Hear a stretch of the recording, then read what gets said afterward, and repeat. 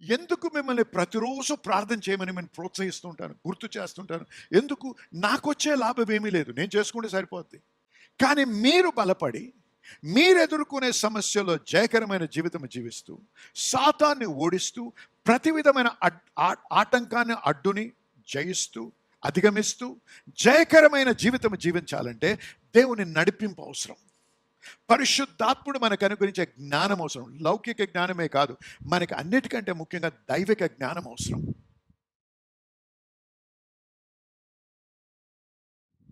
మరి 2 కొరింథీ 6వ అధ్యాయం 2వ వచనం, ఇదే అనుకూల సమయము, ఇదే రక్షణ దినము. హల్లెలూయా. ఇదే అనుకూల సమయం, రేపు కాదు, నిన్నటి కాదు, ఇప్పుడే. హల్లెలూయా. ఇంగ్లీష్లో నౌ అనే పదం వాడారు. మనము విశ్వాసులము, ఇది విశ్వాస సంఘం. ఇంగ్లీష్లో ఏమనుందంటే ఫెయిత్ నౌ, ఫెయిత్ ఈజ్ అని ఉంది. అంటే ఇప్పుడు. ఫెయిత్ అనేది, విశ్వాసం అనేది ఎప్పుడు కూడా ఇప్పుడే. జరగబోతుందాన్ని ఫెయిత్ అనము. రేపు అవుతుంది, 6 నెలల తర్వాత అవుతుంది అనేది ఫెయిత్గా, అది హోప్ అంటారు, నిరీక్షణ. గమనించండి,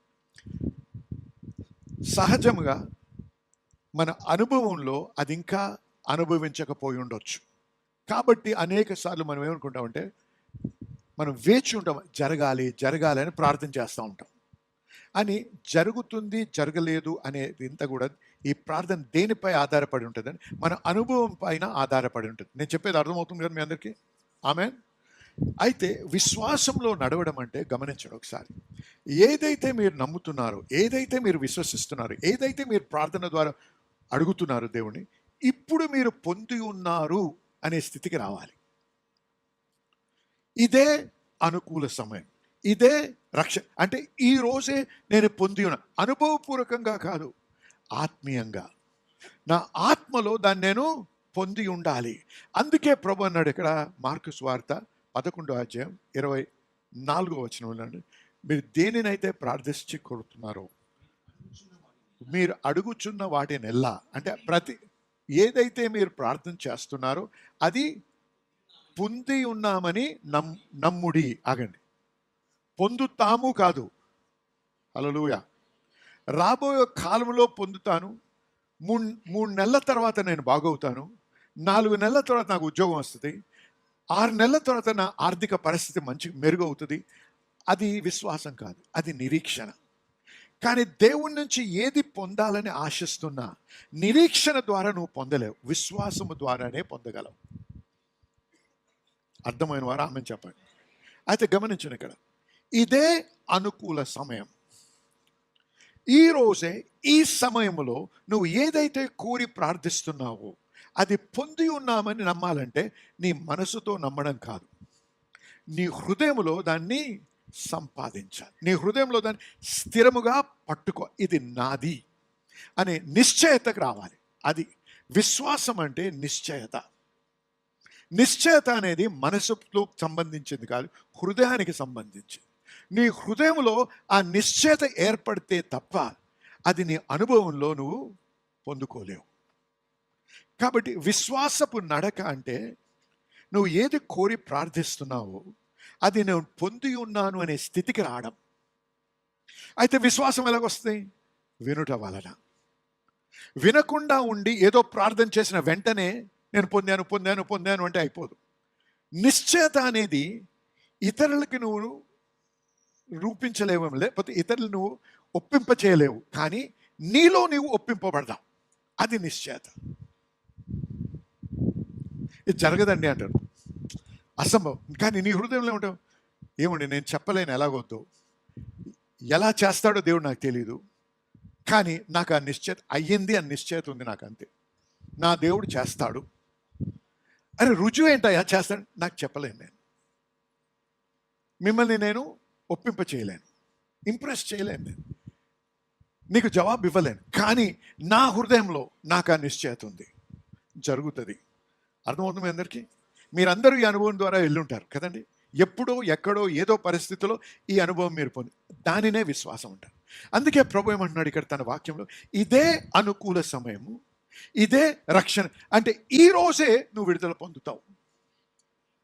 పొంది ఉన్నాను, ఆ విడుదల పొంది ఉన్నాను, ఆ జవాబు పొంది ఉన్నాను, ఆ ఆర్థిక విడుదల పొంది ఉన్నాను, అప్పుల నుంచి నేను విడిపించబడ్డాను, ఆ ఇబ్బందుల నుంచి నేను విడిపించబడ్డాను, ఆ యొక్క దుర్వ్యసనాల నుంచి నేను విడిపించబడ్డా. ఆ నిశ్చయత నా హృదయంలో రావాలి. హల్లెలూయా. ఆత్మీయంగా మనము దేవునికి సన్నిహితంగా లేకపోతే గుడ్డివారిగా ఉంటాం మనం. గమనించండి.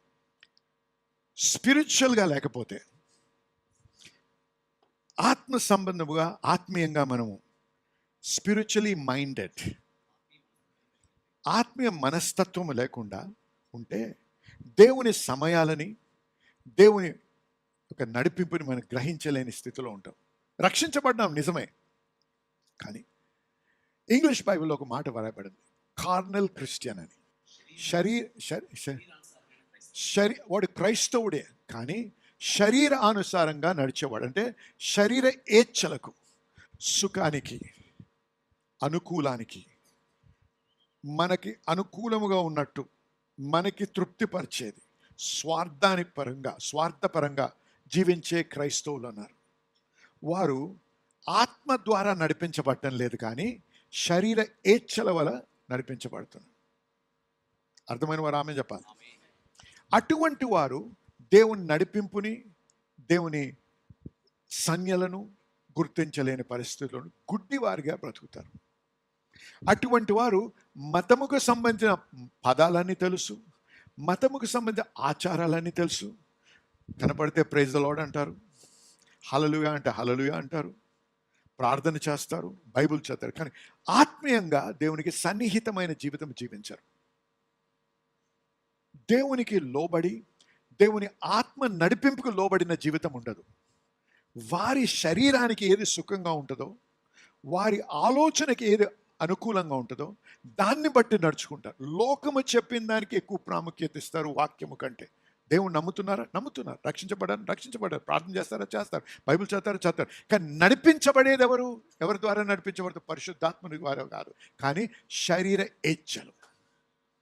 అటువంటి వారు గుడ్డి క్రైస్తవులుగా, శరీరానుసారంగా నడిచేటువంటి క్రైస్తవులుగా బ్రతికి దేవుడు అనుగ్రహించేటువంటి ఆశీర్వాదాలు పొందుకోలేని స్థితిలో ఉంటారు. వాక్యం బోధించగలరు కానీ వాక్యం అనుభవించలేని స్థితి. మేఘాలుగా కనపడితే కానీ ఒక చుక్క నీరు, ఒక చుక్క వర్షం రాదు. చూసారా? క్రైస్తవ పేరు ఉంటుంది కానీ క్రీస్తు సంబంధించిన సాక్ష్యం వారి జీవితంలో ఉండదు. యేసుప్రభుని గణపరిచే సాక్ష్యం ఉండదు. యేసుప్రభు యొక్క నామాన్ని కించపరిచేటటువంటి అనుభవంలో బ్రతుకుతుంటారు. లోకము వారిని చూసి ప్రభు పట్ల తిరగరు, కానీ ప్రభు పట్ల రావాలనే ఆశ ఉండదు, కానీ మనల్ని మన మతాన్ని, లేకపోతే మన అనుభవాన్ని, మన దేవుని విమర్శించేటువంటి సాక్ష్యంతో జీవిస్తుంటాం. ఎందుకు? శరీరేచ్ఛల వలన నడిపించబడుతున్నాం. అర్థమైన వారు ఆమె చెప్పాలి. ఇటువంటి వారు శరీరము ద్వారా, శరీర ఏచ్ఛల ద్వారా నడిపించబడుతున్న వారు దేవుని అపాయింటెడ్ టైం, అంటే దేవుని అనుకూల సమయాలను, ఆయన యొక్క ఆశీర్వాదాలని అనుభవించలేని స్థితిలో ఉంటారు. వారు దేవుని బిడ్డలే. నా ప్రార్థన ఏంటంటే మనం ఆత్మ ద్వారా నడిపించే బిడ్డలుగా ఉండాలి. పరిశుద్ధాత్ముడు తన వాక్యంలో వ్రాయబడింది ఏంటంటే, I will teach you to profit and I will lead you in the way that you should go. నేను నీకు ప్రయోజనము కలుగునట్లు, లాభము నీకు ప్రయోజనము కలుగునట్లు నిన్ను బోధించి నడిపిస్తాను, నిన్ను తన మార్గంలో నడిపిస్తాను అన్నాడు. According to his will.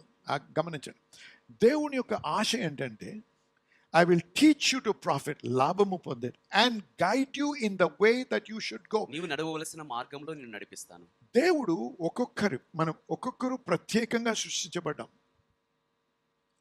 నీ ఫింగర్ ప్రింట్ 8 బిలియన్ ప్రజల్లో ఎవరికీ లేదు. నువ్వు ప్రత్యేకముగా రూపించబడ్డావు. ప్రత్యేకంగా రూపించబడిన ప్రతి వ్యక్తికి ఒక ప్రత్యేకమైనటువంటి దర్శనము, దిశ ఉంది దేవుని దృష్టిలో. హల్లెలూయా. దేవుడు నీ కొరకు ఏ మార్గాన్ని స్థిరపరిచాడో, ఏది నీ ద్వారా జరిగించాలని ఉద్దేశించాడో ఆ మార్గము నీకు తెలియదు. ఆ మార్గము నీ పంచేంద్రియ నుంచి వచ్చే జ్ఞానంతో నువ్వు దాన్ని కనుగోలేవు. పరిశుద్ధాత్మునికి ఆ మార్గం తెలుసు. ఎప్పుడైతే నన్ను నేను దేవునికి అప్పచెప్పుకొని దేవుని నడిపింపుకు లోబడతానో ఏమన్నాడు, నేను నిన్ను నడిపిస్తాను అంటున్నాడు. హల్లెలూయా. అంతేనా? నేను నిన్ను నడిపిస్తాను అంటున్నాడు. హల్లెలూయా చెప్పాలి.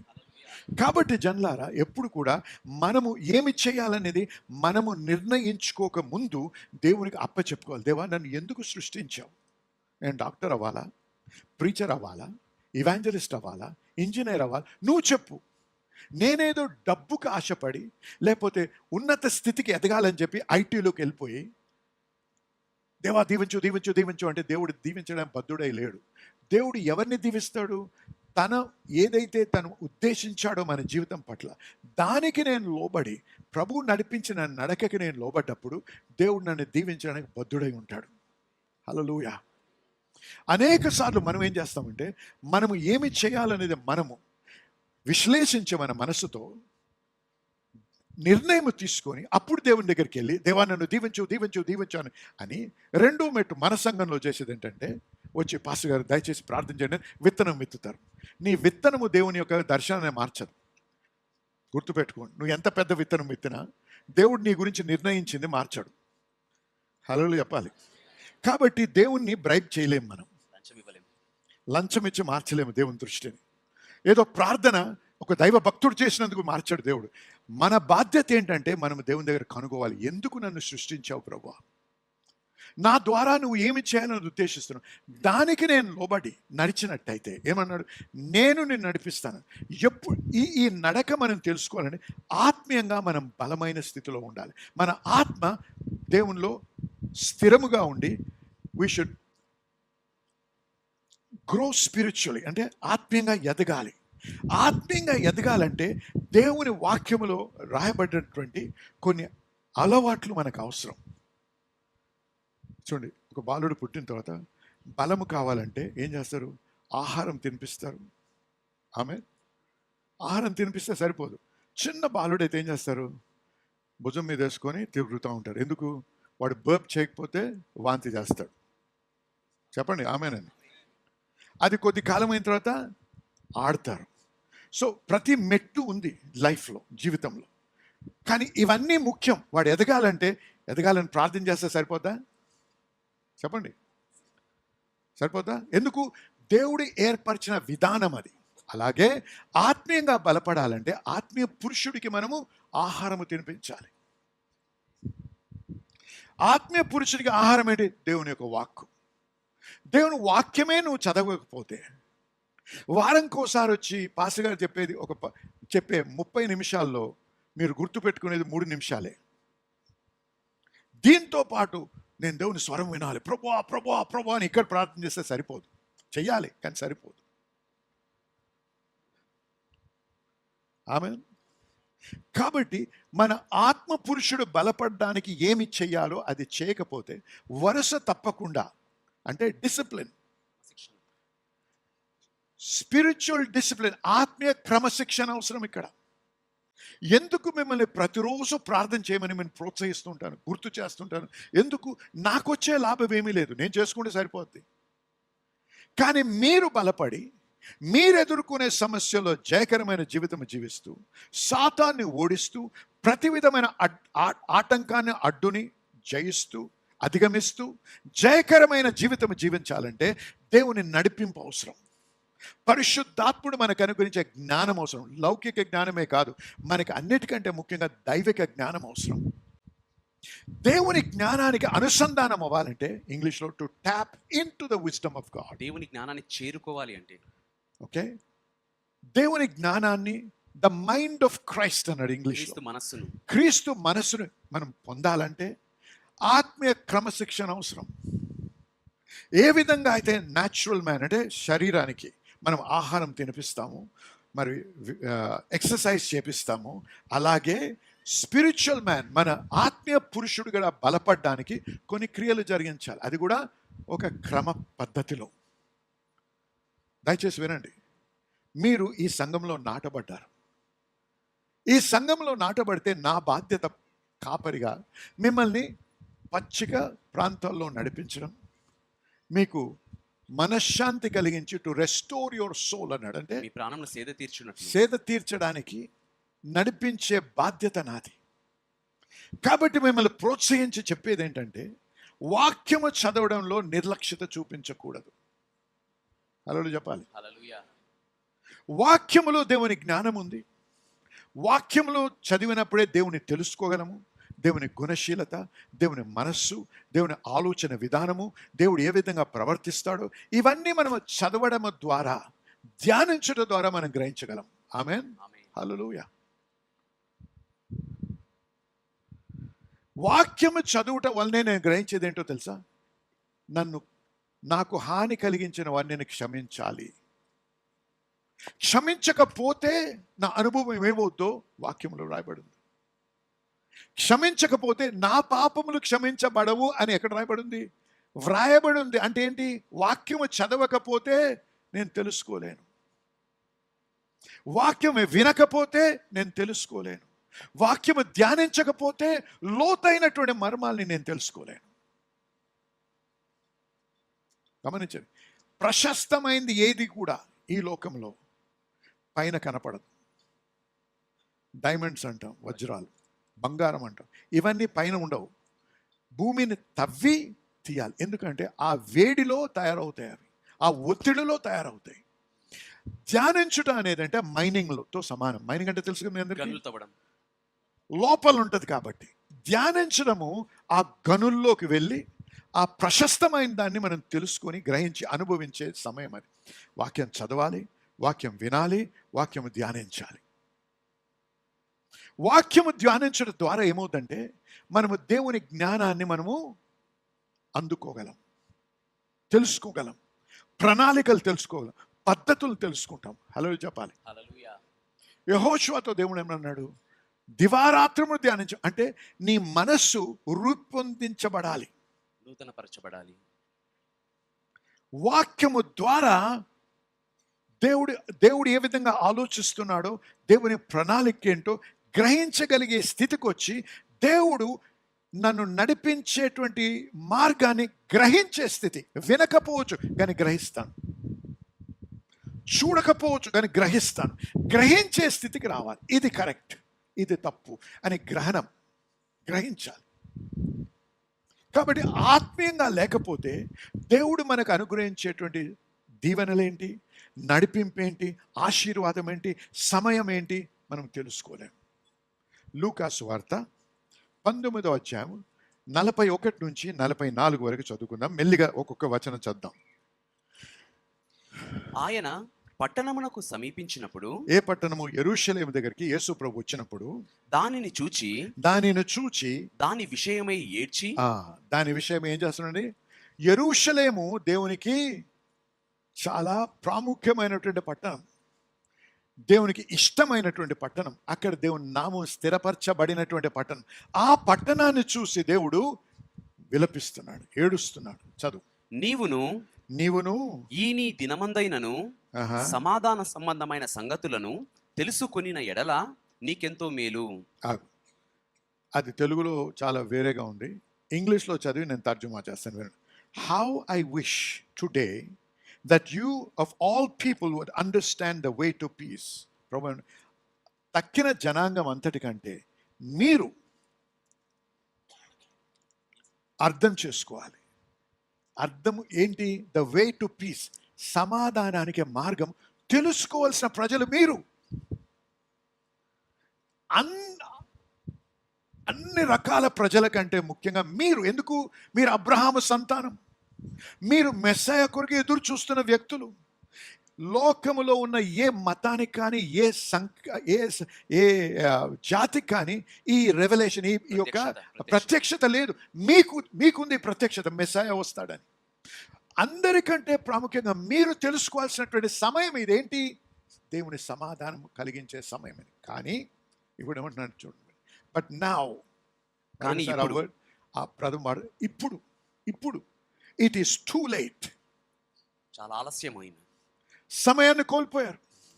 ఏ సమయంలో మీరు గ్రహించాల్సి ఉండిందో, ఇది సమాధానము కలిగించే సమయం అని గ్రహించాల్సిన సమయం మీరు గ్రహించలేదు. ఇప్పుడు ఆలస్యం అయిపోయింది. And peace is hidden from your eyes. ఆ శాంతి సమాధానాలు మీ దృష్టి నుంచి మరుగై ఉన్నాయి. చూడండి, యేసు ప్రభు ఎందుకు ఏడుస్తున్నాడో తెలుసా? ఇక్కడ తను ప్రేమించిన ప్రజలు, దేవుడు ప్రేమించినటువంటి ప్రత్యేకించబడినటువంటి ప్రజలు, అబ్రహాము సంతానం, ఆయనను గుర్తించాల్సింది, ఆయన ఎందుకు వచ్చాడో గుర్తించాల్సింది, ఆయన ద్వారా సమాధానం పంపిస్తున్నాడని గ్రహించాల్సిన జనమే గ్రహించలేనటువంటి స్థితిలో ఉండి ఆ సమయాన్ని కోల్పోయారు. చూసారా, శరీరానుసారంగా నడిచినప్పుడు దేవుడు మనకి ఏర్పాటు చేసినటువంటి దీవెనలు, దేవుడు మనకి ఏర్పాటు చేసే సమయాలు, మంచి సమయాలు మనం గ్రహించలేని స్థితిలో ఉంటాం. ఇందుకే ప్రార్థన అవసరం, ఇందుకే వాక్యం వినుట అవసరం, ఇందుకే వాక్యము ధ్యానించాలి ఒక క్రమములో. హల్లెలూయా, హల్లెలూయా. ఆత్మీయంగా బలపరచబడ్డం అనేది చాలా ప్రాముఖ్యమైనటువంటి విషయం. ఏదో మత పిచ్చి కలిగిన వారిగా ఉండడానికి కాదు, దేవునికి సన్నిహితంగా జీవిస్తూ, దేవుని స్వరమును వింటూ, దేవుని నడిపింపుని గ్రహించే బిడ్డలుగా ఉండాలి. హల్లెలూయా. దేవుని ఏమన్నాడు? అహాబ్కి వార్త పంపించాడు, అయ్యా త్వరగా లేచి పరిగెట్టు, నీ రథం వెక్కి వెంటనే వెళ్ళు. ఎందుకు? I here the sound of abundance of rain. విస్తారమైన వర్షము పుట్టు ధ్వని వింటున్నాను అన్నాడు. విస్తారమైనటువంటి వర్షము యొక్క ధ్వని వింటున్నా. ఆగండి, ఒక మేఘం లేదు, ఒక థండర్ లేదు, ఉరుము లేదు, ఒక లైట్నింగ్ లేదు, మెరుపు లేదు. చూసారా, సహజంగా చూసినట్టయితే ఏ సూచన లేదు వర్షానికి. ఆయన మాట్లాడుతున్నాడు, ప్రకటిస్తున్నాడు, ఏమని? I here the sound of abundance of rain. విస్తారమైన వర్షం పుట్టు ధ్వని వింటున్నాను. విస్తారమైన వర్షం యొక్క ధ్వని వింటున్నాడు. ఎక్కడ వింటున్నాడండి? ఆత్మలో గ్రహిస్తున్నాడు. హల్లెలూయా. స్వరము వినలేదు, కంటికి కనపడలేదు, ఆత్మలో గ్రహిస్తున్నాడు. అది ఆత్మీయంగా జీవించడం అంటే, ఆత్మీయంగా బలపడడం అంటే, మనం వినకపోవచ్చు, చూడకపోవచ్చు, కానీ హృదయములో దేవుడు మనల్ని గ్రహిస్తాం. ఏంటి గ్రహిస్తాం? ఏది చేయనై ఉన్నాడో మన కొరకు దేవుడు, ఏ రకంగా, ఏ మార్గంలో నడవాలో గ్రహిస్తాం. ఎందుకు? ఆ మార్గంలో నడవకుండా నేను నిశ్చయించుకుని నా శరీరేచ్ఛలకు తగినట్టు విధంగా నడిచినప్పుడు నాకు నేనే ఉచ్చులు వేసుకుంటాను, నాకు నేనే ఇబ్బందుల్ని సృష్టించుకుంటాను, నాకు నేనే అడ్డంకులు సృష్టించుకుంటాను. ఎందుకు? నా మనసుతో, నా విశ్లేషణతో నేను ఒక మార్గాన్ని ఎన్నుకున్నాను కాబట్టి. అదే నేను దేవునికి అర్పించుకొని, సమర్పించుకొని ఆత్మీయంగా ఎదిగినప్పుడు దేవుడి నడిపింపును, దేవుని విధానాల్ని గ్రహించే స్థితికి వస్తాను. అందుకే ప్రార్థన చేయాలి. ప్రార్థన ఉట్టిగా నాకు ఇది ఇవ్వు ప్రభా, నాకు అది ఇవ్వు ప్రభా, నన్ను అక్కడ తీసుకెళ్ళి ప్రభా, నాకు ఇంత డబ్బు ఇవ్వు ప్రభా, నాకు ప్రమోషన్ ఇవ్వు, దానికి కాదు. అది అడగొచ్చు, కానీ ప్రాముఖ్యంగా నా ఆత్మ దేవునితో సన్నిహితంగా ఉండాలి, దేవుని గ్రహించే స్థితిలో ఉండాలి. ఆయన ఏమంటాడు? I here the sound of abundance of rain అని. అప్పుడు ఏం చేస్తున్నాడు? అప్పుడు వెళ్ళి ప్రార్థన చేస్తున్నాడు. ఎందుకు? చిన్న మేఘం కూడా లేదు అక్కడ, చూసారా? కానీ ఆత్మలో గ్రహించగలిగాడు. దేవుడు ఏమి చేయని ఉన్నాడో అది గ్రహించాడు. అందుకే విశ్వాసముతో ఇప్పుడే అన్నాడు. ఏమన్నాడు? రేపు బయలుదేరమని, ఇప్పుడే త్వరపడి ఇల్లు అంటున్నాడు. ఏమీ సూచన లేకుండా, వర్షపు సూచన లేదు, మేఘము లేదు, ఏమి, కానీ ఇప్పుడే బయలుదేరమంటాడు. హల్లెలూయా. ఆ గ్రహింపుకు వచ్చి ఆ రకమైన జీవితం జీవించాలంటే ఆత్మీయ పురుషుడిని బలపరచుకోవాలి. లేకపోతే మన సమయాల్ని మనం కోల్పోతాం, మన ఆశీర్వాదాలను కోల్పోతాం. గమనించండి, ఇక్కడ యేసు ప్రభు ఎవరి గురించి ఏడుస్తున్నాడండి? లోకము గురించి కాదు, అన్యుల గురించి కాదు, తన బిడ్డల కోసం. మీరు తిరిగి జన్మించారా? ఆత్మతో నింపబడ్డారా? మన కొరకు ఏడుస్తున్నాడు ప్రభు. ఎందుకు? మనం దీనికి ప్రాముఖ్యత ఇవ్వటం లేదు, మనల్ని ఆత్మీయంగా బలపరచుకోవడానికి. నిర్లక్ష్యతతో దేవుని దగ్గరకు వస్తాం, నిర్లక్ష్యతతో సంఘానికి వస్తాం, నిర్లక్ష్యతతో 11 గంటలకు అయ్యే ప్రార్థనకి 12కు దిగుతూ ఉంటాం ఇక్కడికి. అందుకే నీ బతుకిలాగుంది, పతనమైన స్థితి. ఒకసారి గెలవడం, ఒకసారి ఓడిపోవడం, దుఃఖం ఎక్కువ, సంతోషం తక్కువ, ఇబ్బందులు ఎక్కువ, విజయాలు తక్కువ. ప్రభువా ప్రభువా ప్రభువా ప్రభా అని ఏడుస్తే దేవుడు ఇచ్చేస్తాడు. నేను ఒక చిన్న కుర్రోడువా? నీ తల్లిదండ్రులకు వచ్చి చిన్నపిల్లలతో ఏడ్చినప్పుడు ఇస్తారు అలాంటి వాడా దేవుడు? ఎదగాలని ఆశిస్తున్నాడు. ఎంత ప్రాముఖ్యత ఇస్తున్నావు దేవునికి నువ్వు? అసలు ఆశతో వస్తున్నావా సంఘానికి ప్రతి వారం? దేవునికి ప్రాముఖ్యత ఇస్తున్నావా? కానీ ఎప్పుడైనా సరే ఒక వాగ్దానము ప్రకటించబడింది, this is the year of bursting forth, hallelujah అంటే సరిపోద్దా? This is my year of bursting forth, my year of bursting forth, my year of bursting forth 100 సార్లు అంటే సరిపోద్దా? నీ హృదయం సరిగ్గా లేనప్పుడు, నీ ఆత్మలో నువ్వు బలపడిన స్థితిలో లేకపోతే కన్ఫెషన్ చేస్తే అయిపోద్దా? అవ్వదు. ఆ అపోహలో బ్రతకకు. నిన్ను నువ్వు మోసపరుచుకుంటున్నావు. కానీ నీవు అర్థము చేసుకొని దేవుని మాటకు లోబడి నా ఆత్మీయ పురుషుడు నేను కట్టుకోవాలి, ఎలాగైనా నేను బలపడాలి, నేను బలపరుచుకోవాలి ప్రభువా, ఆశతో వస్తున్నాను. ఎందుకు వస్తున్నాను ప్రార్థనకి? ఆ గంట సేపు ఎందుకు ప్రార్థన? నా అవసరాల కొరకు కాదు ప్రభువా, నీతో సరి అయిన సంబంధంలో అనుబంధంలో బ్రతికి నీవు నా ద్వారా ఏమి చేయని ఉద్దేశిస్తున్నావు దానికి నేను అర్పించుకున్నాను. ప్రభా నన్ను వాడుకో, నన్ను ఆశీర్వదించు, నన్ను వాడుకో, అనేకులకి ఆశీర్వాదకరంగా నన్ను మార్చు ప్రభా అనేటువంటి హృదయం నా కలిగి ప్రార్థన చేసినప్పుడు దేవుడు తప్పకుండా నా ప్రార్థన ఆలకిస్తాడు. ఉట్టిగా సంఘానికి వచ్చి ఎవరైనా పాస్టర్ గారు నా కొరకు ఇవాళ వాక్యం పలకాలి, నాకు ఒక వర్డ్ రిలీజ్ అవ్వాలి, నాకు ఒక ప్రాఫెసీ రావాలి, నేను ఆశీర్వదించాలి అంతే. ఆశతో వస్తే నీ బతుకు ఎప్పుడు ఇలాగే ఉంటుంది. ఎందుకు? నీ ఉద్దేశం అంతా దేవుడు కాదు. డబ్బు వస్తే సరిపోద్ది, ప్రమోషన్ వస్తే సరిపోద్ది, వీసా వస్తే సరిపోద్ది, ఆ దేశానికి వెళ్ళిపోతే అయిపోద్ది. ఈ లోకము నీకు ఏది ఇచ్చినా, ఎంత ఇచ్చినా అది ఎప్పుడు కూడా నీకు తృప్తినివ్వదు. ఒకే ఒకరు నేను తృప్తిపరచగలరు, ప్రభు ఒకరే. హల్లెలూయా. నీకు ఎంత డబ్బున్నా, ఎంత ఆస్తి పాస్తున్నా, మనం అనుకుంటాం డబ్బు ఉంటే అన్ని ప్రాబ్లమ్స్ సాల్వ్ అవుతాయి. డబ్బు ద్వారా చాలా ప్రాబ్లమ్స్ సాల్వ్ అవుతాయి. కానీ డబ్బు చేయలేనిది ఏంటో తెలుసా? నిజమైన ప్రేమను కొనలేదు.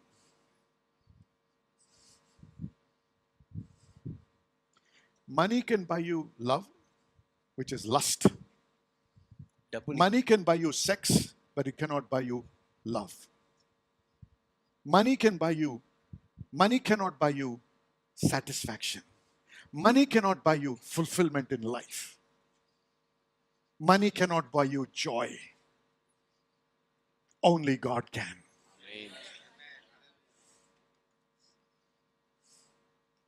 నిన్ను తృప్తిపరుస్తానన్నాడు ప్రభు. నీకు లేమి లేకుండా ఉంచుతాడు ప్రభు.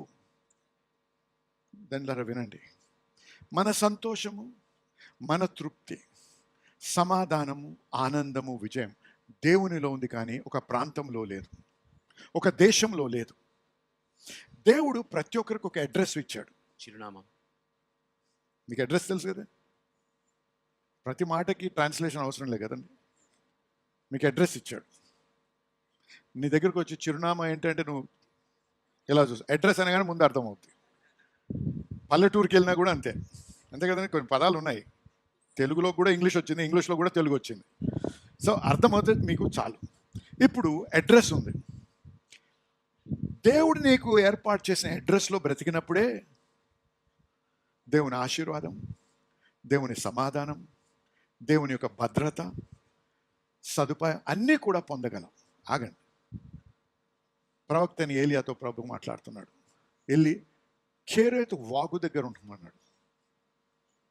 ప్రభువా, ఇక్కడ ఫ్యామిన్ అంటే కరువు ఉన్నప్పుడు వాగులో ఎక్కువ నీరు ఉంటుందా, నదిలో ఎక్కువ నీరు ఉంటుందా? యోర్దానికి వెళ్ళమని అని చెప్పండి ప్రభు. కేరేతు అనే వాగు దగ్గరికి వెళ్ళి ఆ అరణ్యంలో దాక్కోమన్నాడు. కానీ విను, ఆ అడ్రస్కి వెళ్ళి ఆ ఇంట్లో బతుకుతేనే నేను పక్షులకి ఆజ్ఞాపించాను నీకు ఆహారం ఇవ్వాలి. నువ్వు అడ్రస్లో లేవనుకో, ఓటీపీ చెప్పలేవు. ఓటీపీ చెప్పకపోతే అమెజాన్ డెలివరీ ఇవ్వడు. అంతేనండి. ఓటీపీ అడుగుతుంది రేవెన్ వచ్చి, ఆ పక్షి వచ్చి. నువ్వు ఆ అడ్రస్లో, దేవుడు నేను ఎక్కడ ఉండాలని నిర్ణయించాడు అక్కడ ఉన్నప్పుడే దేవుని యొక్క సమాధానము, సంతోషము, సంతృప్తి, ఆశీర్వాదము, భద్రత ఇవన్నీ నువ్వు అనుభవించగలవు. అందుకే త్వరపడి అమెరికా వెళ్ళకు, తన్ని తరిమేస్తున్నారు. ఆస్ట్రేలియాకి పరిగెత్తకు, అదే గతి రావచ్చు అక్కడ.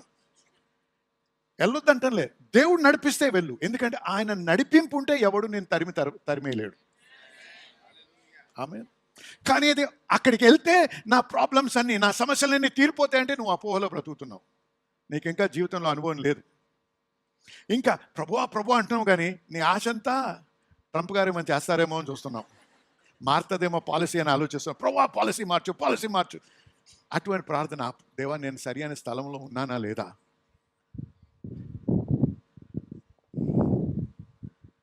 నీ ఆశీర్వాదము ఒక ప్రాంతంలో లేదు, దేవునిలో ఉంది. కేరేతు వాగు దగ్గర ఉన్నప్పుడు నేను ఆజ్ఞాపించేశాను అన్నాడు ప్రభు. అయితే ఆ పక్షి వస్తున్నాడు. పక్షి ఎక్కడికి వెళ్ళాలి? పక్షులు GPS ఆల్టర్ చేశాడు దేవుడు మైండ్లో. పక్షిది ఎక్కడ దిగాలో దేవుడు ఆ పక్షి మనసులో పెట్టాడు, మైండ్లో. పక్షులు మన భాష మాట్లాడవు, కానీ దేవుని మాట అర్థమవుతుంది. జనలారా, దేవుడు ఎవరిని వాడుకుంటాడో మనకి తెలియదు. మనుషులను వాడుకుంటాడో, గాడిదలను వాడుకుంటాడో, పక్షులను వాడుకుంటాడో, కానీ అది ఆయన బాధ్యత. నా బాధ్యత ఏంటి? ఆత్మీయ పురుషుని నేను బలపరుచుకుంటూ దేవునిలో ఎదగాలి. ప్రతిరోజు ప్రార్థన చేయాలి, ఎంత కష్టమైన, ఎంత అలసిపోయినా. ఎందుకంటే నా శారీరక ఆహారం కంటే ఆత్మీయ ఆహారం ప్రాముఖ్యం. ఆత్మీయంగా నేను బలపడి దేవుని నడిపించే నడకను, దేవుని నడిపించేటువంటి విధానాన్ని గ్రహించే స్థితి చాలా ప్రాముఖ్యం. అందుకే ప్రభు మీరు గ్రహించలేదు, అందుకే విలపిస్తున్నాడు ప్రభు ఇక్కడ. ఇంకా చదువు. ప్రభువు నిన్ను దర్శించిన కాలము నీవు ఎరుగలేదు కనుక. నువ్వు ఎరుగలేదు. చూసారా, ప్రభువు నేను దర్శించాడు, నువ్వు ఎరగలేదు. ఎందుకు? గుడ్డితనం. ఎందుకు? ఆత్మీయంగా నువ్వు బలహీన స్థితిలో ఉన్నావు. ఆ యొక్క ఆయన అంటే ప్రభువు నిన్ను దేవుని దర్శనాన్ని నువ్వు గ్రహించలేని స్థితిలో ఉన్నావు. ఎందుకంటే నీ మనసు టనల్ విజన్. అమెరికా ఆస్ట్రేలియా, లేకపోతే ఇంకేదో ఆ ఉద్యోగం, ఆ కంపెనీలో రావాలి, ఈ కంపెనీలోనే నాకు ఉద్యోగం, ఈ IAS అయిపోవాలి. అయితే దేవా చూడండి, ఆశించడం తప్పు లేదు, కానీ ఆశించి ప్రార్థన చేసిన ప్రభువుకి లోబడ్డాన్ని నేర్చుకోండి. అది నీకు ఏర్పరిచిన మార్గము కాకపోతే దేవా నన్ను మార్చు. నువ్వు అనుకున్నది కాదు, ప్రభు ఏది ఉద్దేశించాడో నువ్వు గ్రహించే స్థితిలో ఉండాలి. ఎంత బుద్ధిహీనులు ఉంటారు తెలుసా? మొన్న రీసెంట్గా నేను న్యూస్లో చదివాను. వాడు ఫోటో ఉంది, బాడీ బిల్డర్, చక్కగా ఉన్నాడు చూడడానికి. సూసైడ్ చేసుకున్నాడు. ఎందుకంటే అమ్మాయి రిజెక్ట్ చేసిందంట. పిచ్చోడు.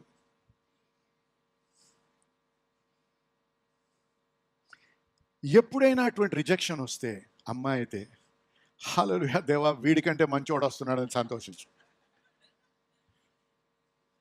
వీడు నాకు తగడు, అంతేగాని అనవసరంగా వెళ్ళి నీ ప్రాణం తీసుకోకు, బుద్ధిహీన రాదాకా. అలాగే మగవాడైనా అంతే. దేవుడు నీకు ఏది నిర్ణయించాడో అది జరగాలి. His plans are always better than my plans. He makes everything beautiful in His time.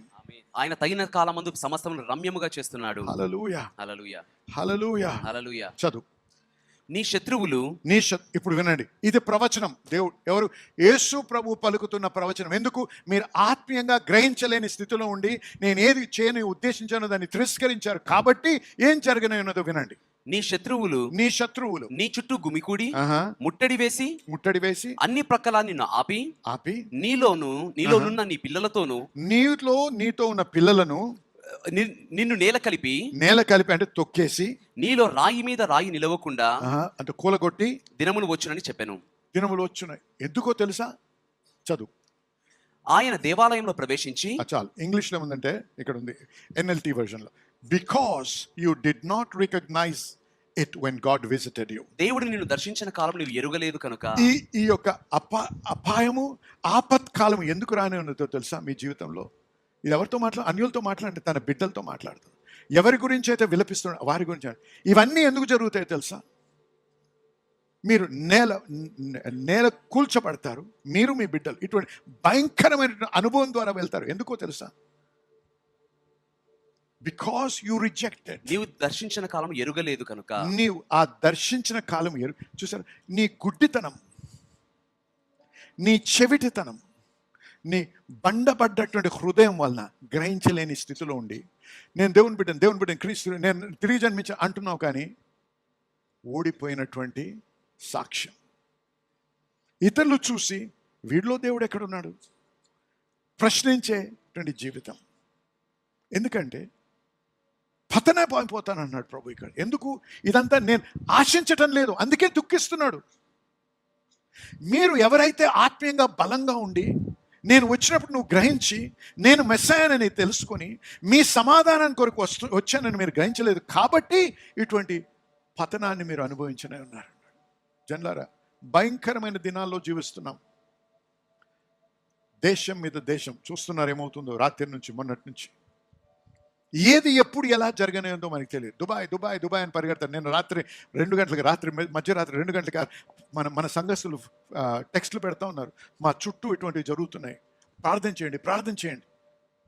దేవునిలో ఉంటే నువ్వు ఎక్కడున్నా భద్రత ఉంటుంది. దుబాయ్లో భద్రత లేదు, అమెరికాలో లేదు, ఇండియాలో కూడా లేదు, దేవునిలో ఉంది. నువ్వు ఎక్కడ ఉన్నా దేవునిలో ఉండు ముఖ్యంగా. అందుకే ఆత్మీయంగా ఆత్మీయంగా ఆత్మీయంగా బలపడాలి. ప్రార్థన మానకండి దయచేసి. బైబిల్ చదవడము, ధ్యానించడం, వినడం మానకండి దయచేసి. నిజముగా మీరు దేవునిలో ఉండి నిజముగా విజయవంతంగా జీవించి సమాధానంతో ఎటువంటి పరిస్థితుల్లో ఉన్నా సమాధానంతో జీవిస్తూ సాతానికి లోబడి సాతాను చేత మొత్తబడే స్థితిలో బతకూడదంటే దేవుని స్వరము వినాలి, దేవుని గ్రహించే స్థితిలో ఉండాలి. మన నేత్రాలు విప్పబడ్డా, మనోనేత్రాలు విప్పబడ్డాయి, అది ముఖ్యం. వచ్చే వారం చూసుకుందాం. భర్తమయ గుడ్డివాడని రాయబడింది, కానీ మెస్సాయను గ్రహించగలిగాడు. జనులారా, మతపరముగా జీవించడం మానేయండి. ఎక్కడ ఉండాలో తెలుసా? ఎక్కడ వాక్యము సరిగ్గా ప్రకటించబడి మీరు మీ విశ్వాసములో పురికొల్పించబడి సవాలు చేయబడి ఒక మంచి మార్గంలో నడిపిస్తున్నారో ఆ సంఘంలో నాటబడి ఉండాలి. ఏదో తల్లి సంఘం అని బతకండి. తల్లి సంఘం అనేది ఎక్కడ కూడా వాక్యంలో రాయబడి లేదు. అది తల్లి అయితే తండ్రి సంఘానికి రండి.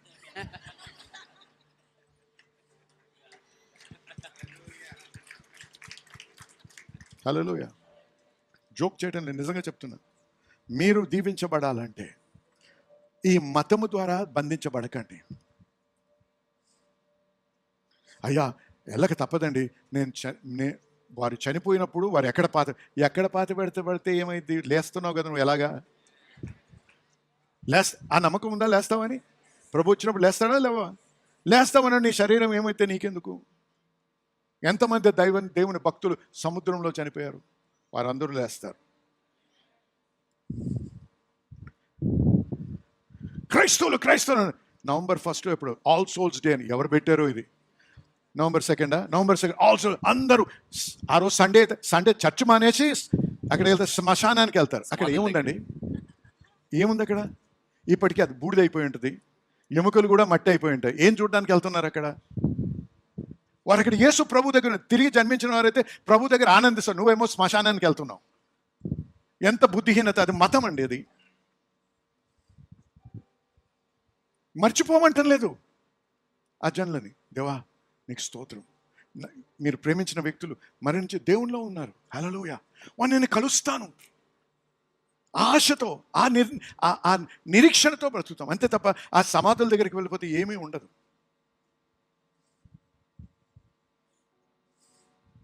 కాబట్టి ఆత్మీయంగా బలపడుతూ, ఆత్మీయంగా సవాలు చేయబడి, ఆత్మీయంగా పురికొల్పించబడి, ఆత్మీయంగా ప్రేరేపించబడి సంఘానికి వెళ్ళి అటువంటి దైవజనుల యొక్క సేవకుల యొక్క ప్రకటించే వాక్యం వినండి, బలపరచబడండి. శారీరకంగా నడిపించబడకండి, ఆత్మ ద్వారా నడిపించబడండి. మొదటి సర్వీస్లో ఒక టెస్టిమనీ చెప్పారు పాస్టర్ దీపక్. ఒక ఆమె సెకండ్రాబాద్ కుక్కట్పల్లి ఏరియాలో సంఘానికని వెళ్తే అటెండ్ అవ్వడానికి వెళ్ళింది. అక్కడ ఏదో సంఘం అయ్యేదంట. వెళ్ళేటప్పటికి అక్కడ ఏమీ అవ్వటం లేదు, ఏమీ జరగటం లేదు. ఏంటబ్బా ఏంటి, ఎక్కడికి వెళ్ళాలి ఏమీ తెలియదంట. ఎవరో వచ్చారంట, వచ్చి మీరు చర్చ్కి వెళ్ళాలని వచ్చారంటే అవునండి అన్న, మీరు సెకండ్రాబాద్లో కింగ్స్ టెంపుల్ అని ఉందండి అక్కడికి వెళ్ళండి అని చెప్పారు. ఇది ఎక్కడ? కుక్కట్పల్లిలో. అదంతా చెప్పి కింగ్స్ టెంపుల్ అడ్రస్ అంతా ఇచ్చానండి. ఆహా అని చెప్పి తిరిగి చూసింది, ఆ వ్యక్తి లేడంట. దేవుడు ఆ విధంగా నడిపిస్తాడు. హల్లెలూయా. అలాంటి ఎన్నో సాక్ష్యాలు ఉన్నాయి. కలలో వచ్చామంట ఈ సంఘానికి వెళ్ళని చెప్పి. అంటే ఇదే గొప్ప సంఘం అని చెప్పడం లేదు, అనేక దైవజనులు ఉన్నారు. దేవుడు మిమ్మల్ని మీ హృదయంలో మీతో ఎవరిని అనుసంధానం చేసి ఎవరి వాక్యం బోధించే విధానాన్ని ద్వారా నువ్వు బలపరచబడుతున్నావు అక్కడికి వెళ్ళండి. అంతే తప్ప నా బంధువులందరూ అక్కడికి వెళ్తున్నారు కాబట్టి నేను, నా ఫ్రెండ్స్ అందరు ఇక్కడికి వెళ్తున్నారు కాబట్టి నేను వెళ్తున్నా, లేకపోతే జన్మల నుంచి అక్కడే కండి ఆ సంఘమే అంటే, హే నీ అటువంటి విధానం తలంపు దేవుని దగ్గరికే వచ్చినప్పుడు ఉంటుంది. అదే కానీ మరి అటువంటి తలంపులోనే ఆలోచిద్దాం ఒకసారి. నీ తాత వెళ్ళిన స్కూల్కి ఎందుకు వెళ్ళవు నువ్వు? ఇంటర్నేషనల్ స్కూల్కి ఎందుకు వెళ్ళాలి మరి నువ్వు? ఒక్కసారి ఆలోచించండి. నేనే విమర్శించను అంటే మిమ్మల్ని పురికొల్పుతున్నాను. మీ తండ్రి ఆ గ్రామంలో వెళ్ళాడు స్కూల్కి, నువ్వు ఎందుకు వెళ్తానులే మరి సిటీకి ఎందుకు రావాలి? నువ్వు అక్కడికే వెళ్ళు, అది తల్లి స్కూల్ అండి.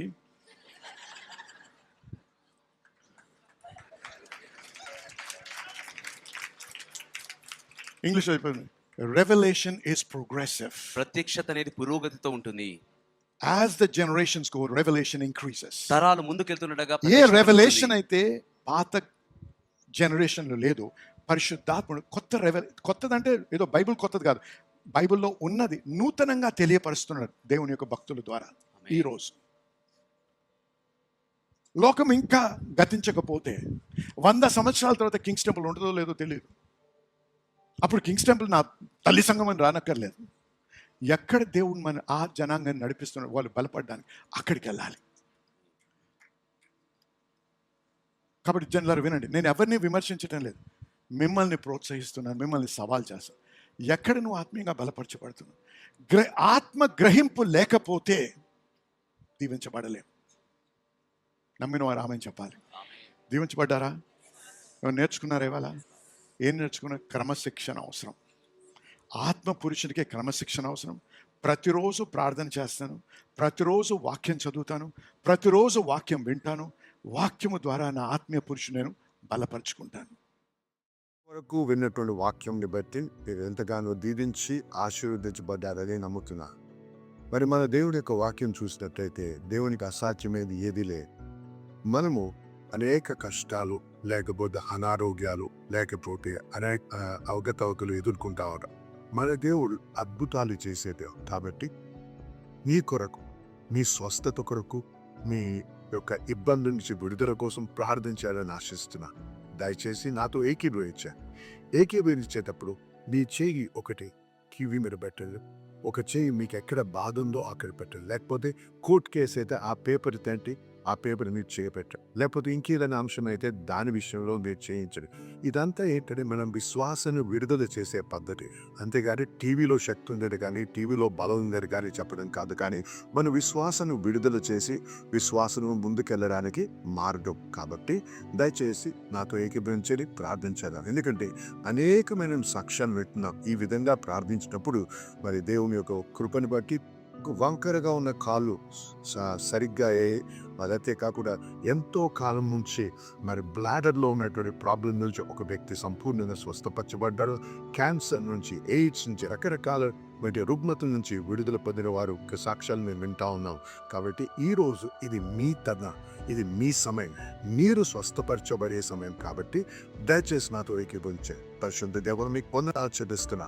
ఈ బిడ్డలో ఒక విశ్వాసంని బట్టి వారు ప్రార్థిస్తుండగా వారితో నేను ఏకీభవిస్తున్నా. మరి ఈ సమయంలో వారుకునే ఇబ్బందుల నుంచి వారు విడుదల అనుగ్రహించండి. ప్రతి విధమైనటువంటి రుగ్మత నుంచి, ప్రతి విధమైన ఆరోగ్యం నుంచి, ప్రతి విధమైనటువంటి సాతాను బంధకం నుంచి వారికి విడుదల కలుగును గాక యేసు నామములో. ప్రభువా, చర్మ వ్యాధి, కిడ్నీ ప్రాబ్లం అవ్వచ్చు, లేకపోతే హార్ట్ ప్రాబ్లం అవ్వచ్చు, లేకపోతే ఏదైనా సరే యేసు నామంలో దాన్ని గద్దిస్తున్నాం ప్రభువా. నాయన అది వర్టిగో అవ్వచ్చు, లేకపోతే మరి కాన్స్టెంట్ తలనొప్పులు అవ్వచ్చు, ఏదైతే నేను ప్రభా మీరు స్వస్థపరిచే యెహోవా ప్రభా, మీరు మాకు స్వస్థత అనుగ్రహించే యెహోవా రాఫా నాయన. కాబట్టి మీ పేరుట మీ నామంలో ప్రార్థిస్తున్నాను నాయన. మీ నామంలో ఈ యొక్క పరిస్థితుల్ని, ఈ యొక్క అడ్డంకుల్ని, ఈ యొక్క అనారోగ్యాన్ని యేసు నామంలో గద్దిస్తున్నాం ప్రభా. మరి ప్రతి వారు ఎవరైతే నాతో ఏకీపిస్తున్నారో వారందరికీ విడుదల పలుకుతున్నాను ప్రభా. వారందరికీ స్వస్థత కలుగుని గాకార పలుకుతున్నాను ప్రభా. మీ వాక్యానుసారంగా పలుకుతున్నాను కాబట్టి వారి స్వస్థత నొందారని నమ్ముతున్నాను ప్రభా. మీకు వందనాలు చెల్లిస్తున్నాం. మీకేం మతమ కలుగుని కాక. మరి ప్రభా వీరు సాక్ష్యాలతో రావడానికి మిమ్మల్ని గణపరచడానికి సహాయం చేయమని యేసు నామములో ప్రార్థించి వేడుకుంటున్నాము తండ్రి. ఆమేన్. దయచేసి వినండి. ప్రార్థించాం, నమ్మండి. ప్రార్థించినప్పుడు మీరు పొంది ఉన్నారని నమ్ముడి అన్నారు ప్రభు. నమ్మండి, దేవుని స్తుతించండి. ఆ నొప్పులు ఇంకా ఉండొచ్చు, కానీ అవి ఖచ్చితంగా మీరు మార్పు చూస్తారు. ఖచ్చితంగా స్వస్థతను అనుభవిస్తారు. కాబట్టి దయచేసి ఏకీభవించి మరి దేవుని స్తుతిస్తూ ముందు కొనసాగుదాం. మీరు స్వస్థపరిచి ఆ స్వస్థత పొందిన తర్వాత, ఆ విడుదల పొందిన తర్వాత, ఆ యొక్క ఉద్యోగం పొందిన తర్వాత, ఆ యొక్క సమస్యకు పరిష్కారం పొందిన తర్వాత దయచేసి మాతో మీ యొక్క సాక్ష్యం పంచుకోండి. మీతో కలిసి మేము సంతోషించాలని, దేవుని కనపరచాలని ఆశిస్తున్నాం. దేవుని మేము బహుగా దీవించుగాక. ఆమేన్.